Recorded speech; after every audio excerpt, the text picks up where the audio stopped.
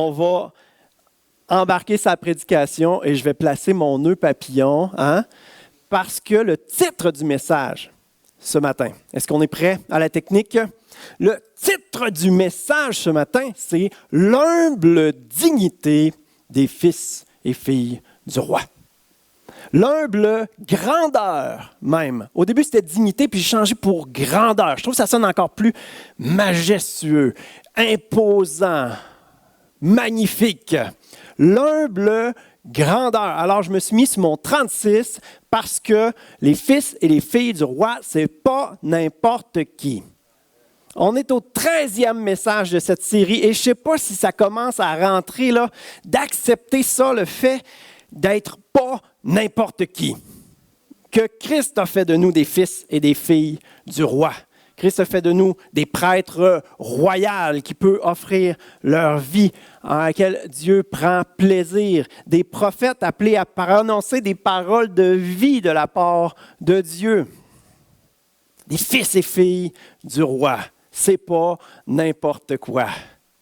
Alors, on parle de ça, cette grandeur-là, cet aspect royal à notre identité spirituelle, donc identité réelle. Cette identité spirituelle est plus réelle que notre identité terrestre, plus réelle que l'identité qu'on pense qu'on a dans notre âme puis notre cerveau. C'est pour ça que ça prend toute une repentance, changement d'attitude pour être conforme à la pensée de Christ. Et là, quelqu'un pourrait regarder ça, là, puis là, ouais, ils ne se prennent pas pour n'importe qui, comme on dit. Ils ne se prennent pas pour de la marmelade. Non, c'est vrai, on ne se prend pas pour de la marmelade. Donc, est-ce possible de vivre dans cette identité de fils et de fille du roi et d'avoir un cœur humble? Mais la question se pose, Est-ce possible d'avoir un nœud papillon, de parler de fils et filles du roi, mais d'avoir un cœur humble? Est-ce que c'est possible d'avoir un nœud papillon puis d'avoir le genou par terre devant le roi des rois? C'est le message ce matin. Est-ce possible de vivre dans la grandeur? Et on va le voir non seulement sur le plan spirituel, mais même sur le plan terrestre. Est-ce possible de vivre une vie de succès, de gloire, de célébrité, s'il y a lieu? Et de garder un cœur selon Dieu, un cœur humble, un cœur à la bonne place, aligné avec le Père Céleste. Le but du message, c'est de mieux comprendre ce qu'est l'humilité, puis de voir comment la cultiver dans notre vie. On va prier ensemble. Seigneur, ta parole est extraordinaire et elle nous demande d'adhérer à ta pensée qui est complètement différente de la logique humaine. Alors Seigneur, aide-nous à être ouverts à ce que tu veux nous dire, que ça puisse entrer dans nos cœurs, qu'on puisse premièrement accepter d'y adhérer un minimum avec notre cerveau, mais que surtout ça puisse descendre dans notre cœur et changer notre mentalité, changer notre façon de voir la vie, changer notre façon de te voir, de nous voir et de voir la vie. Alors transforme nos cœurs et nos pensées et communique-le même dans notre âme pour nous fortifier, pour nous donner courage et force. Dans le nom de Jésus, Amen. Vous savez, on n'obtient jamais un diplôme d'humilité. L'humilité, c'est jamais comme une vertu que, ouais, moi ça, là, je l'ai, là. Parce que quand tu penses tu l'as, tu viens de la perdre. L'humilité, c'est ça, comme un savon mouillé. Tu penses tu l'as, hop, hop, hop, hop, ça glisse.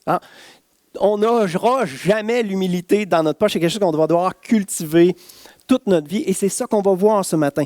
Qu'est-ce qu'il faut qu'il se développe dans notre vie pour que l'humilité puisse être entretenue et peut-être même grandir? C'est ce qu'on espère. Oui, elle peut grandir. Et ce matin, pour comprendre cela, on va regarder à l'histoire d'un roi. En tant que fils et fille du roi, maintenant, on peut se comparer à un roi, regarder les leçons que lui a apprises. Et il les a appris à la dure. La leçon qu'on va regarder ce matin, ce roi-là l'a appris à la dure. Dans la vie, on apprend par la souffrance ou par la sagesse. Alors nous, on va essayer ce matin d'opter pour l'option sagesse. Le roi, lui, il a souffert. On va essayer de regarder la leçon qu'il a apprise. Vous êtes prêts? On regarde à l'histoire du roi Nabucodonosor. Habituellement, on l'appelle Nabuchodonosor. Ça dépend de votre version. On va l'appeler Nabu ce matin. Vous êtes d'accord? Sinon, je vais m'enfarger dans son nom, puis là, ça va être trop dur, mon orgueil. Avec le roi Nabu, c'était l'homme le plus puissant au monde à son époque parce qu'il était le roi à Babylone, là où les Juifs étaient captifs. Alors, on se plonge dans l'histoire. Dans Daniel 4, moi, Nabu, je vivais tranquille dans ma maison et je jouissais de la prospérité dans mon palais. J'ai alors fait un rêve qui m'a rempli d'effroi. Les pensées qui m'ont hanté sur mon lit et les visions de mon esprit m'ont épouvanté. 5 versets plus loin. Voici quelles étaient les visions de mon esprit pendant que j'étais couché sur mon lit. Je regardais et voici ce que j'ai vu. Au milieu de la terre se dressait un grand arbre dont la hauteur était immense. L'arbre grandit et devint vigoureux. Son sommet atteignait le ciel et l'on pouvait le voir depuis les confins de la terre. Son feuillage était magnifique et ses fruits abondants. Il portait de la nourriture pour tout être vivant. Les animaux sauvages venaient s'abriter à son ombre et les oiseaux se nichaient dans ses branches. Tous les êtres vivants se nourrissaient de ses produits.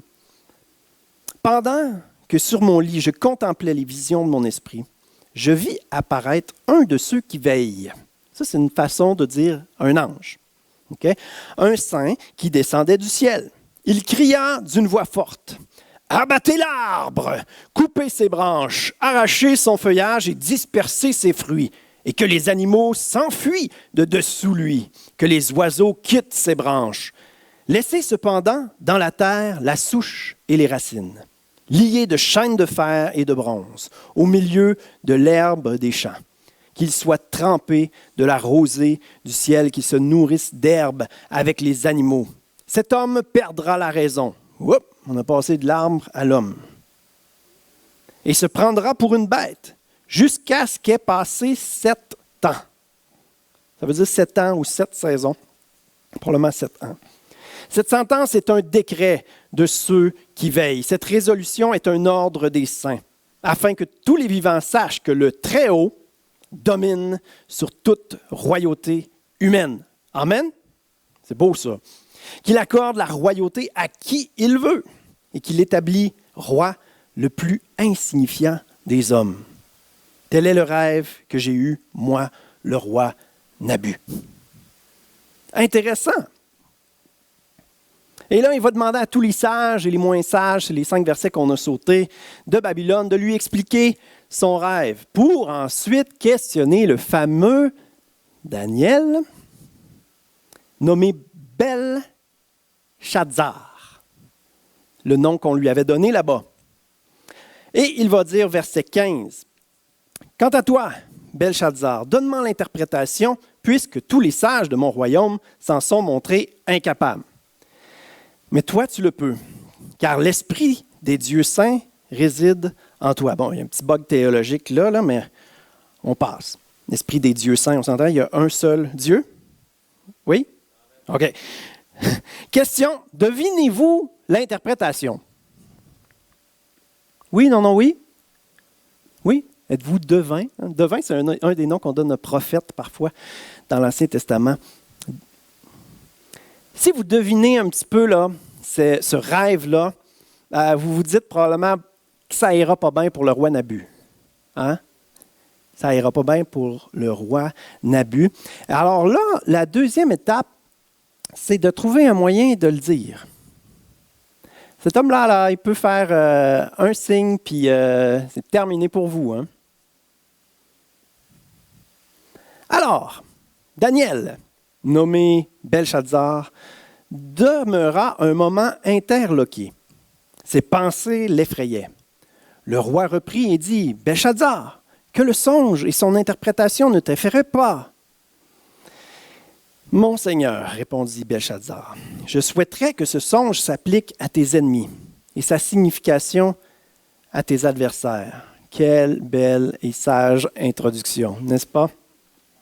Tu as vu un arbre grandir et devenir vigoureux. Sa cime touchait le ciel et on le voyait de toute la terre. Cet arbre, au feuillage magnifique et aux fruits abondants, portait de la nourriture pour tous les êtres vivants. Les animaux sauvages venaient s'abriter sous lui et les oiseaux nichaient dans ses branches. Cet arbre, ô roi, c'est toi. Car tu es devenu grand et puissant. Ta grandeur s'est accrue, elle atteint jusqu'au ciel et ta domination s'étend jusqu'aux confins de la terre. Le roi a vu ensuite l'un de ceux qui veillent, un saint, descendre du ciel et crier « Abattez l'arbre et détruisez-le. Laissez toutefois en terre la souche avec les racines, mais liez de chaînes de fer et de bronze au milieu de l'herbe des champs, qu'il soit trempé de la rosée du ciel et qu'il se nourrisse d'herbe avec les animaux des champs jusqu'à ce que 7 ans aient passé. Voici ce que cela signifie au roi. Il s'agit là d'un décret du Très-Haut, prononcé contre mon Seigneur le roi.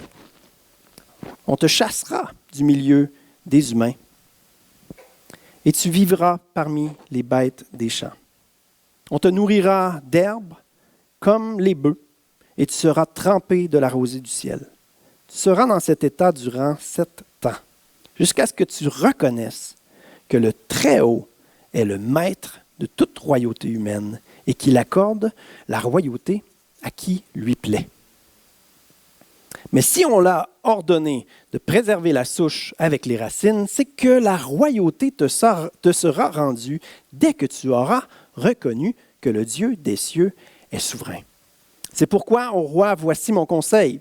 Puisses-tu juger bon de le suivre? Détourne-toi de tes péchés et fais ce qui est juste. Mets un terme à tes injustices en ayant compassion des pauvres. Peut-être ta tranquillité se prolongera-t-elle. Quel avertissement extraordinaire, n'est-ce pas? Malheureusement, l'être humain étant ce qu'il est, n'est-ce pas? Verset 25, tous ces événements s'accomplirent pour le roi Nabuchodonosor. En effet, 12 mois plus tard, on en oublie des choses en 12 mois. Hein? Qu'est-ce que Dieu vous a dit, il y a 12 mois? Qu'est-ce que Dieu vous a dit la semaine passée? Attends, c'était quoi le sujet du message, non? Peu importe le sujet du message, quand vous avez lu votre Bible cette semaine, la semaine passée, ou il y a 2 semaines, qu'est-ce que le Seigneur vous dit ces temps-ci? C'est quoi la dernière chose que le Seigneur vous a dit? Si vous n'en rappelez pas, impossible d'être fidèle à ce que Dieu vous demande. On en oublie des choses à 12 mois. C'est déplorable. Qu'est-ce qu'on va faire pour s'améliorer à ce niveau-là? Le papier et le crayon. 2 inventions formidables pour nous aider à nous souvenir et repasser dans notre cœur ce que Dieu nous donne comme perles. N'oublions pas les perles que Dieu nous donne. Le roi Nabu a oublié cette perle que Dieu lui avait donnée. 12 mois plus tard, il se promenait sur la terrasse du palais royal de Babylone. Il prit la parole et dit, « N'est-ce pas là, Babylone, la grande que moi j'ai bâtie pour en faire une résidence royale? C'est par la grandeur de ma puissance et pour la gloire de ma majesté que j'ai fait cela. » Ces paroles étaient encore sur ses lèvres qu'une voix retentit du ciel. « Roi Nabu, écoute ce qu'on te dit. Le pouvoir royal t'est retiré. On te chassera du milieu des humains et tu vivras avec les bêtes des champs. On te nourrira d'herbe comme les bœufs. Tu seras dans cet état pendant 7 ans, jusqu'à ce que tu reconnaisses que le Très-Haut est maître de toute royauté humaine et qu'il accorde la royauté à qui lui plaît. » Au même instant, la sentence prononcée contre Nabu fut exécutée. Il fut chassé du milieu des hommes, il se mit à manger de l'herbe comme les bœufs, et son corps fut trempé par la rosée du ciel. Sa chevelure devint aussi longue que des plumes d'aigle, et ses ongles ressemblaient aux griffes des oiseaux. C'était pas chic. Il avait complètement perdu la raison, se comportait comme un animal. La grandeur de sa puissance et la gloire de sa majesté n'étaient plus. Il y en a-tu qui ont déjà été au sommet puis qui se sont retrouvés dans le trou? Ça peut être sur le plan économique, ça peut être sur le plan professionnel, ça peut être ton couple. Tu avais l'impression que ton mariage était glorieux, que tout irait bien, puis là, tu as pris l'autre pour acquis. En arrêtant, dans le fond, d'investir dans ton couple. Puis là, l'autre, tout d'un coup, a claqué la porte. Peut-être que tu as oublié, mais ça faisait 12 mois qu'on te prévenait là. Un verset merveilleux, 1 Corinthiens 10, 12, nous dit que celui qui croit être debout prenne garde de tomber. Peut-être qu'en ce moment, vous êtes au sommet dans un aspect de votre vie.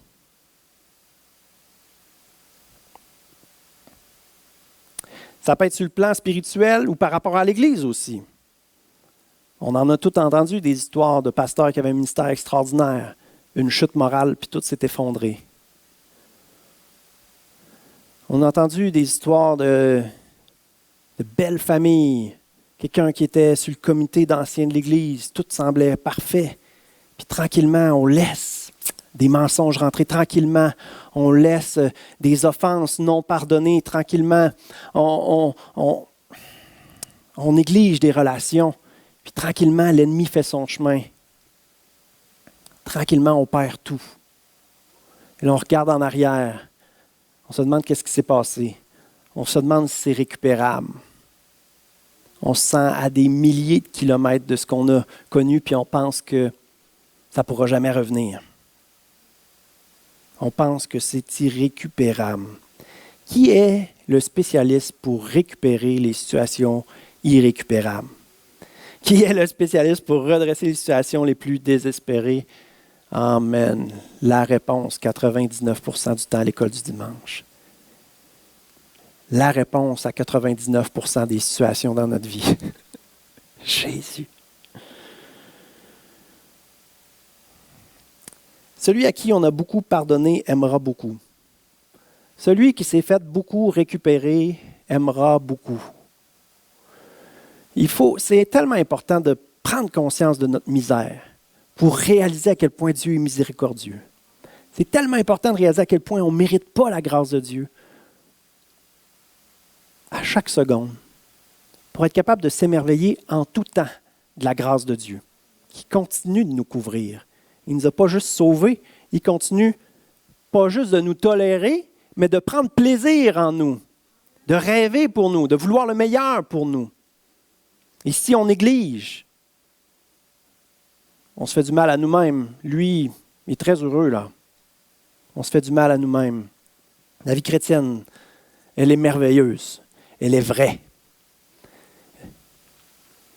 Je vois deux raisons pourquoi les chrétiens ont tendance à négliger leur progression dans le Seigneur. La première, on pense que la vie chrétienne, c'est pénible, avec plein de restrictions, puis que c'est plate.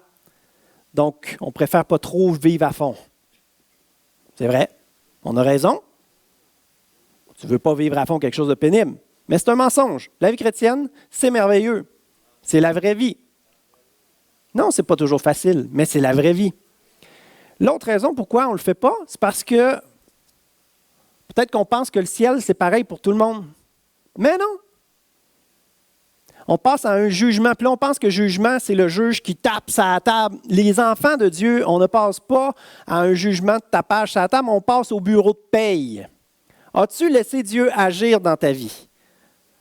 As-tu fait ce que Dieu te demandait? As-tu été un serviteur fidèle? Voici les récompenses qui te reviennent.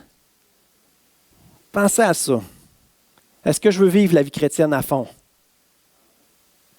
Si vous pensez que la vie chrétienne, c'est pénible puis désagréable, austère, triste, je comprends que vous ne vouliez pas la vivre, mais c'est un mensonge.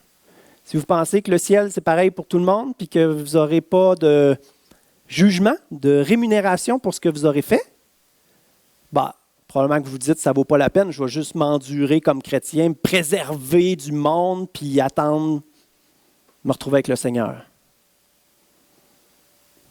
Important d'avoir ces réflexions-là. Au bout de 7 ans, à manger du gazon, à avoir l'air d'un animal, au bout du temps annoncé. Verset 31.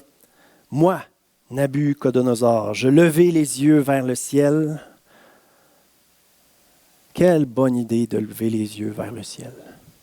Et qu'on a tendance à regarder en bas, à regarder aux problèmes, à regarder aux impossibilités, à regarder à ce qui est ordinaire. Oh, le soleil brille. Et la raison me revint. Je remerciai le Très-Haut alors qu'il est dans le champ. Je louai celui qui vit éternellement et je proclamai sa gloire.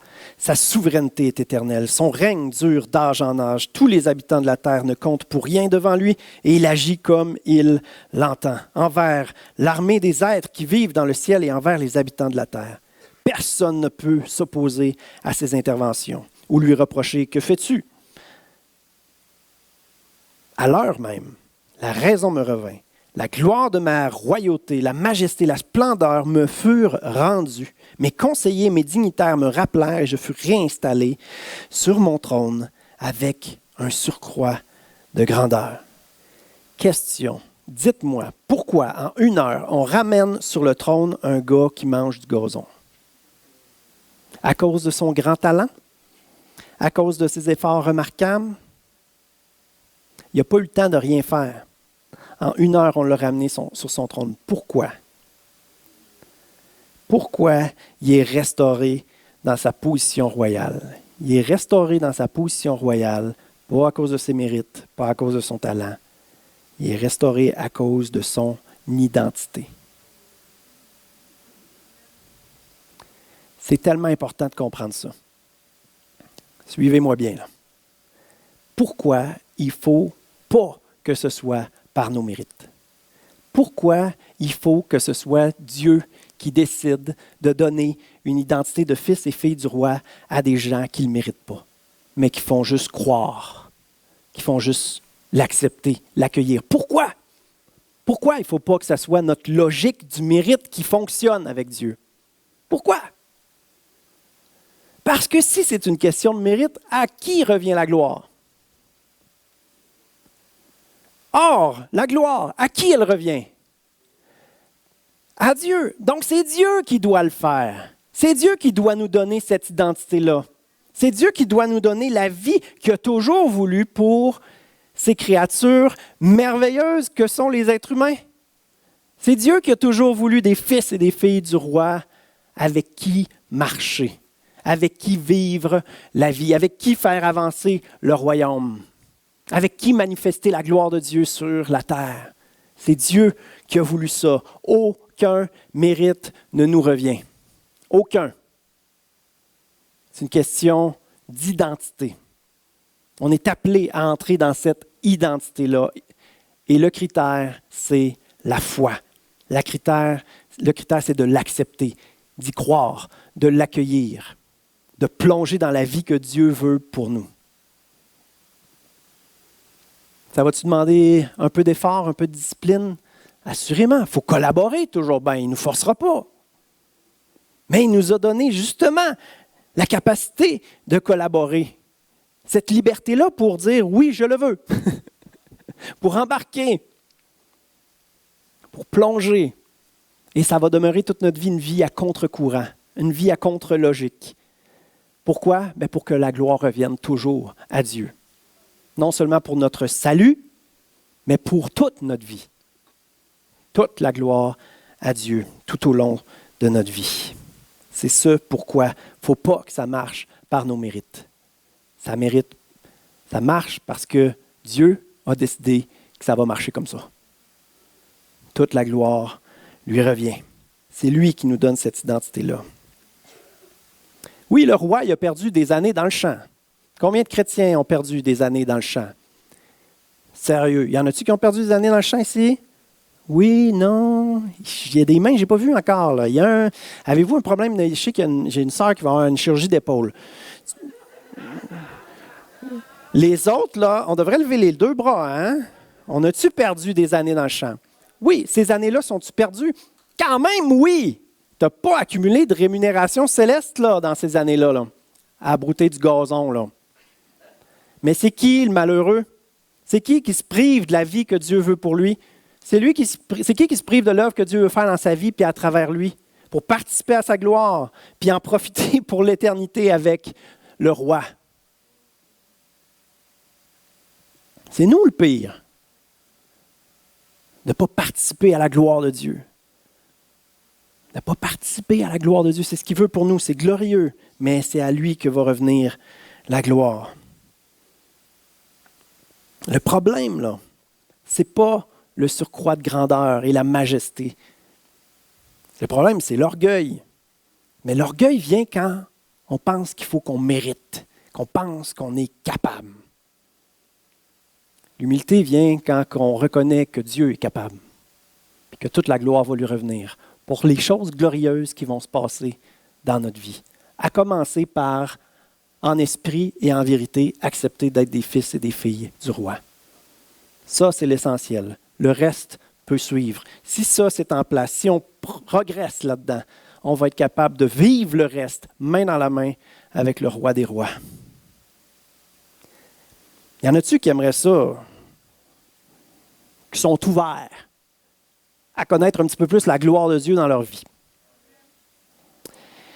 C'est pour vous, hein? C'est la meilleure chose qui peut vous arriver. Y en a-tu que ça les intéresse? OK, voici le critère. Proverbe 15, 33. L'humilité précède la gloire. Bible du Semeur. Avant d'être honoré, il faut savoir être humble. C'est beau, hein? L'humilité est extrêmement importante. C'est comme le critère pour pouvoir connaître la gloire en gardant le cœur à la bonne place, en gardant un cœur selon Dieu, un cœur humble. Regardez la fin de l'histoire dans Daniel 4, verset 34. Maintenant, moi, Nabuchodonosor, je loue, j'exalte et je glorifie le roi des cieux, car il agit en accord avec ses paroles, le rêve qu'il a eu, et la parole 12 mois plus tard. Et tout ce qu'il fait est juste. Tout genou fléchira, toute langue confessera. Tout être humain va réaliser que Dieu a raison. C'est ça qui va se passer à la fin. Tout ce qu'il fait est juste. Il a le pouvoir d'abaisser ceux qui vivent dans l'orgueil. Mais Dieu seul est Dieu. Puis le problème, c'est quand l'homme oublie ça, il se met à se prendre pour un Dieu. Et c'est ça le problème. OK. Maintenant, c'est quoi la clé pour que l'humilité puisse renaître, grandir, être entretenue? C'est quoi la clé? On l'a eu dans ce passage-là. Et même, c'était dans le rêve de Nabuchodonosor.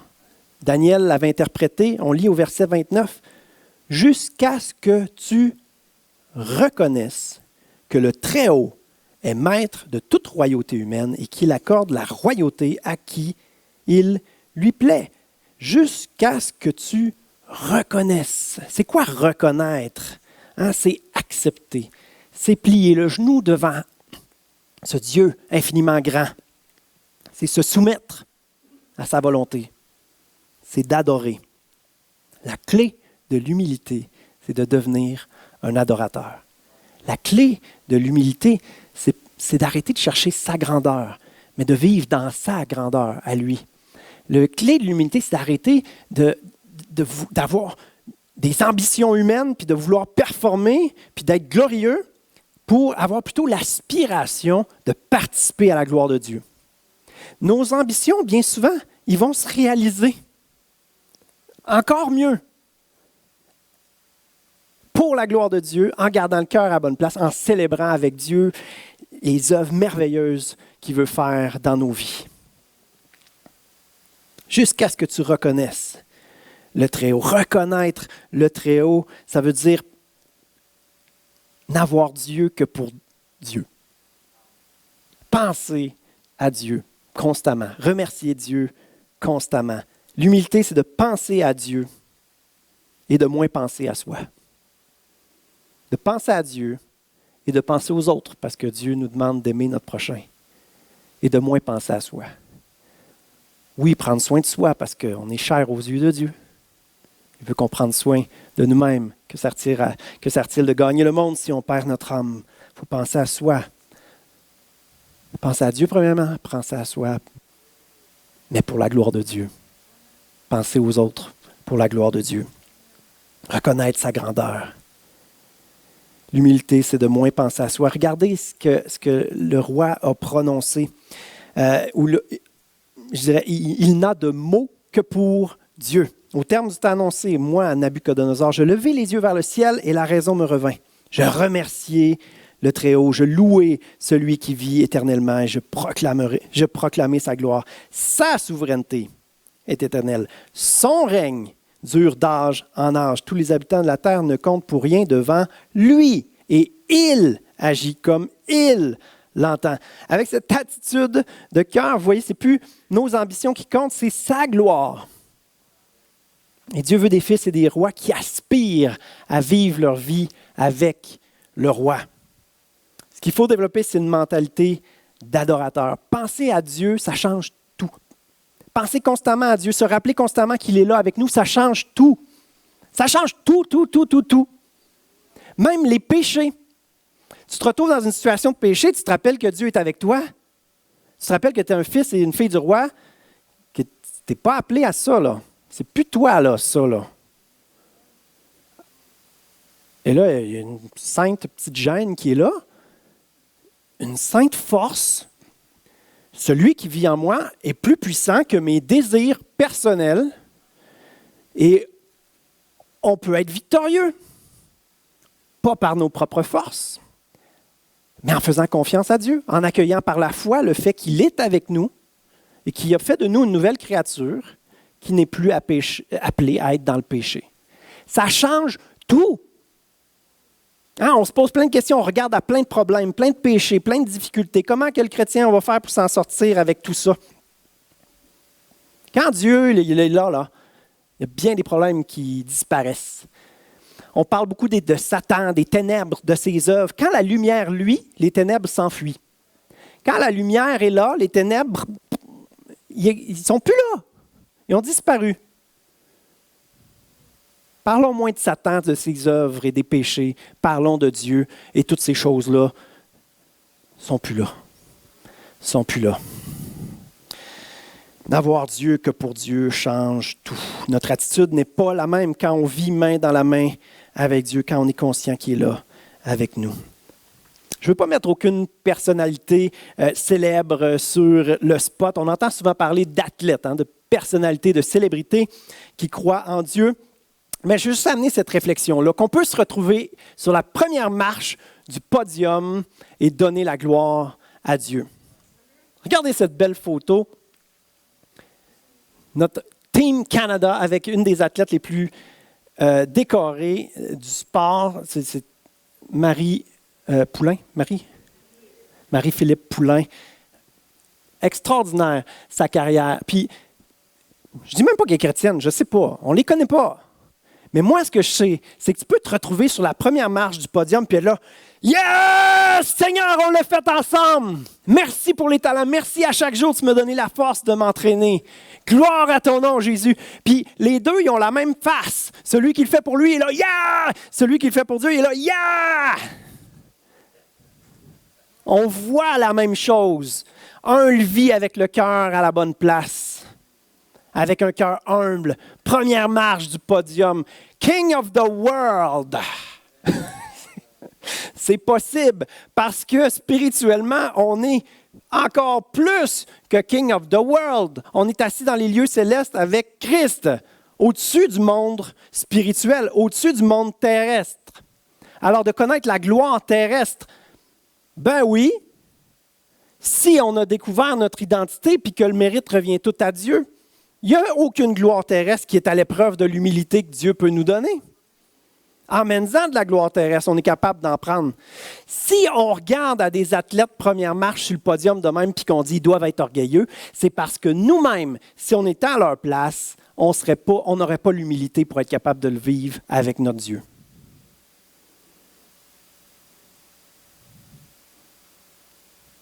Nous-mêmes, on n'aurait pas l'humilité pour le vivre.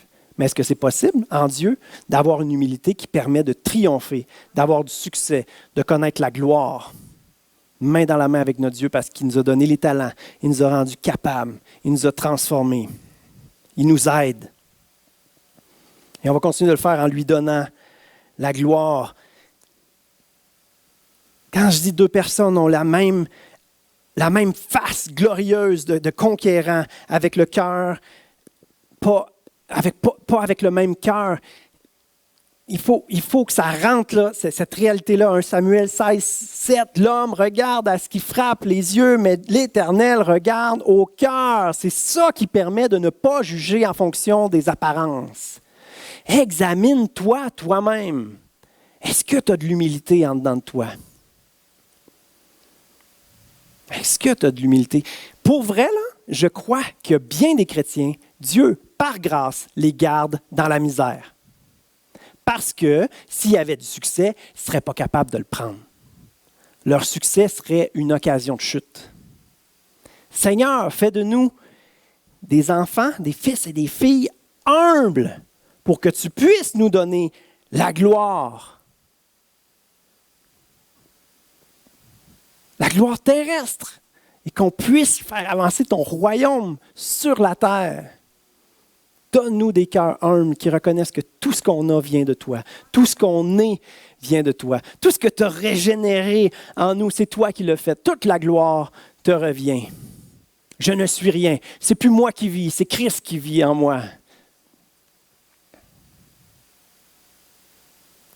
Le Seigneur, il est plein de grâce. Le Seigneur est merveilleux.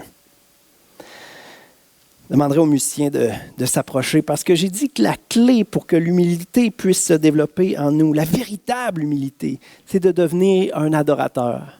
Alors on va le faire ce matin. On va adorer le Dieu très haut, le roi des rois, notre roi.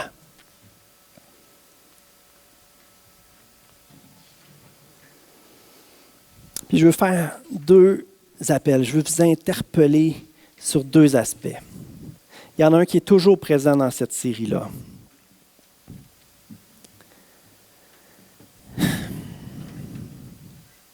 Dieu nous donne une nouvelle identité. Dieu nous voit comme des créatures merveilleuses, créées à son image. Il veut nous régénérer. Et qu'on a de la misère à accepter la valeur qu'on a aux yeux de Dieu. Puis la première invitation que je nous fais, s'il vous plaît, fermez les yeux puis juste laissez le Seigneur examiner vos cœurs. La première invitation que je nous fais, c'est juste de demander pardon à Dieu de nous être dépréciés. Demander pardon à Dieu de refuser de se regarder avec ses yeux, avec les yeux du roi, qui nous voit comme de nobles créatures, qui nous voit comme ses fils et ses filles qu'il chérit, avec qui il veut partager sa gloire. Il veut qu'on participe à sa gloire. Pardon, Seigneur, de me déprécier. Et chaque chrétien devrait faire cette parole-là, devrait faire cette prière-là. Il n'y a personne qui est capable d'accepter la dignité, la valeur, la gloire que Dieu nous accorde, la valeur qu'il nous accorde, comment il nous voit. Et Seigneur, on aspire à accepter ça. On aspire à vivre dans cette dignité-là. Parce que c'est ce que tu veux. C'est ta perspective sur nous. Seigneur Jésus, change nos cœurs. Change notre façon de nous voir. Notre façon de voir la vie que tu veux pour nous. Change notre façon de te voir. Et on veut se voir comme toi tu nous vois. Alléluia. Donc ceux, c'est une prière chère à leur cœur, peut-être juste toucher votre cœur puis de demander à Dieu de faire ce miracle-là dans votre vie. Change mon cœur, Seigneur. Change mon cœur, ô Dieu. Aide-moi à accepter mon identité de fils, de fille du roi.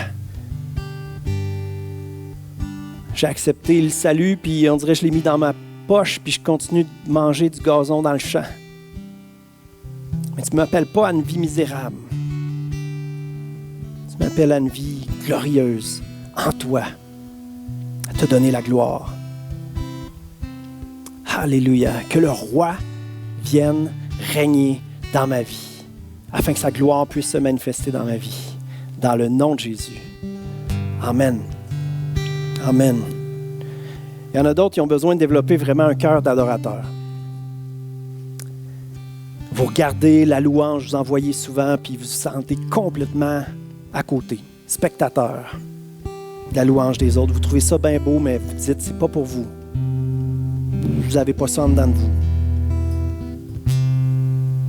Seigneur, fais de nous des adorateurs en toute simplicité, en esprit et en vérité, acceptant ce que tu dis, ce que tu fais. Tu fais de nous le temple du Saint-Esprit. Tu habites en nous. Tu fais de nous des prêtres royaux et tu prends plaisir en nos faibles mots, notre faible louange, nos cœurs qui s'inclinent devant toi. Apprends-nous à être des adorateurs. Apprends-nous à être des adorateurs. Et je vous invite à une repentance ce matin. Je vous invite à aller jusqu'à regarder, là, lever les yeux puis regarder le Père honteusement, puis à découvrir son regard plein d'amour, plein de grâce, qui vous aime encore, qui vous pardonne. Acceptez son pardon et vivez la vie digne, main dans la main avec le roi, qui veut pour vous. Merci, Père, pour ton amour. Merci pour la vie que tu veux pour nous. Et Seigneur, on réalise combien tu es grand, combien tu es merveilleux. On peut se lever ensemble parce qu'on va adorer.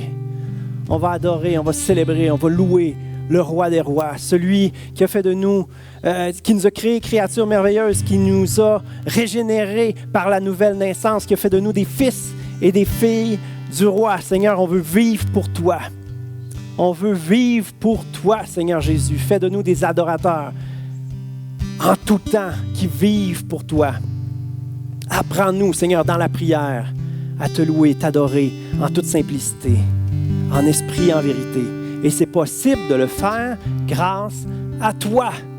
Nous élevons des mains pures, pas parce qu'on est parfait, mais parce que le sang parfait de Jésus-Christ nous a lavés et que tu nous déclares purs, tu nous déclares saints.